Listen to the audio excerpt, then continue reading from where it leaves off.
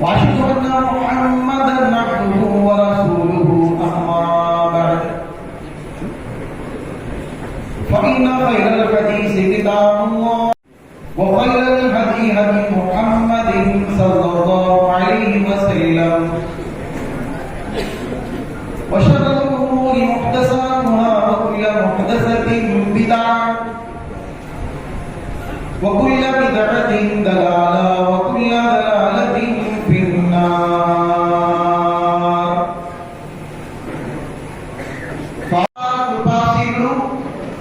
ప్రతిఫల దినానికి యజమాని అయినటువంటి సర్వలోకాల సకల కోటి జీవరాశులను సృష్టించి వాటికి కావలసినటువంటి ఆహారాన్ని ప్రసాదిస్తూ ఉపాధి నిర్మాతగా సకల కోటి జీవరాశుల సృష్టికర్త అయినటువంటి నిజ ఆరాధ్య దైవము అల్లాహ్ తబారక వ తఆలాకి అంకితం.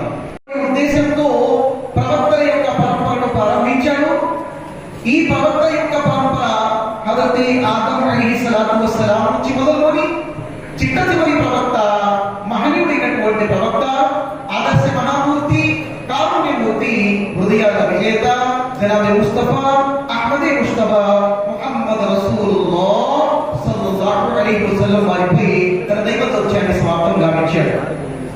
దైవం ఎంతమంది దైవ ప్రవక్తలు అయితే పంపింపజేశాడో వారందరిపై శాంతి మరియు కారుణ్యాన్ని కురిపింపజేయుగాక. ముఖ్యంగా చిట్ట చివరి ప్రవక్త ముహమ్మద్ అక్రమ్ సల్లల్లాహు అలైహి వసల్లం వారిపై అల్లాహ్ తబారక వ తఆలా యొక్క కోటాను కోట్ల దరూదు మరియు సలాములు అంటే శుభాలు మరియు కారుణ్యాన్ని కురిపింపజేయుగాక. ఆమీన్. నుంచి ఈ సమస్త ప్రపంచాన్ని కూడా విభిన్నమైనటువంటి పద్ధతులలో విభిన్నమైనటువంటి భాషలు మాట్లాడే వారిగా విభిన్నమైనటువంటి సాంస్కృతిక పద్ధతులలో నివసించే వారిగా విభిన్నమైనటువంటి తెగలుగా ఏర్పరిచింది కేవలం మిమ్మల్ని మీరు గుర్తించుకోవడానికి తప్ప. ఇన్న అక్రమకం ఇందల్లాహి అత్కాకుం. వాస్తవానికి దైవం ముందు సమస్తము సమానమే.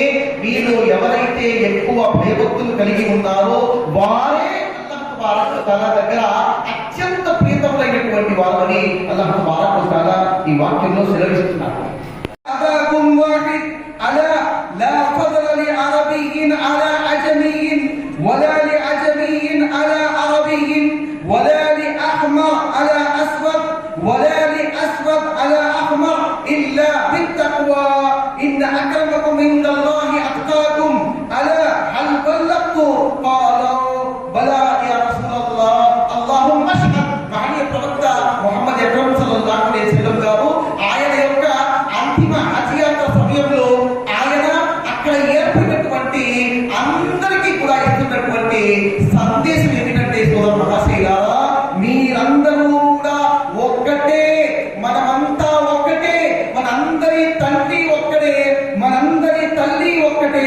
మరియు ఏ అరబ్బు యొక్క గొప్పతనము అరబ్బేతరునిపై లేదు, ఏ అరబ్బేతరుని యొక్క గొప్పతనము అరబ్బు వానిపై లేదు, ఏ తెల్లవానికి నల్లవానిపై ప్రాముఖ్యత లేదు, ఏ నల్లవానికి తెల్లవానిపై అధిక్యత లేదు. మీరందరూ సమానమే అని సమానత్వాన్ని సంబంధించినటువంటి సందేశాన్ని ఇస్లాం బోధిస్తుంది. It was the first religion that preached and practiced democracy. For in the mosque, when they call for prayer is sounded and worshippers are gathered together. The democracy of Islam is embodied 5 times a day when the peasants and king side by side and proclaim God is one. ఎవరంటున్నారండి?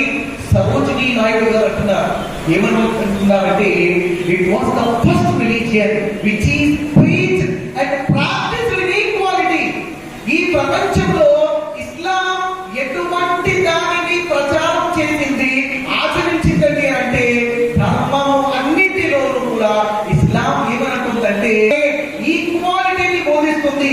ఎలాగంటే ఆవిడ అంటున్నారు, ఎప్పుడైతే అజాన్ ఇచ్చేటటువంటి వాడు మస్జిద్ లో నిలబడతాడో, when they call for prayer, ఎప్పుడైతే అతను అల్లాహు అక్బర్ అల్లాహు అక్బర్, మనందరి సర్వ సృష్టికర్త అల్లాహ్ ఆయన గొప్పవాడు, మనందరి సృష్టికర్త అల్లాహ్ ఆయన గొప్పవాడు అని ఎప్పుడైతే అజాన్ ఇచ్చే ముఅజ్జిన్ పలుకుతాడో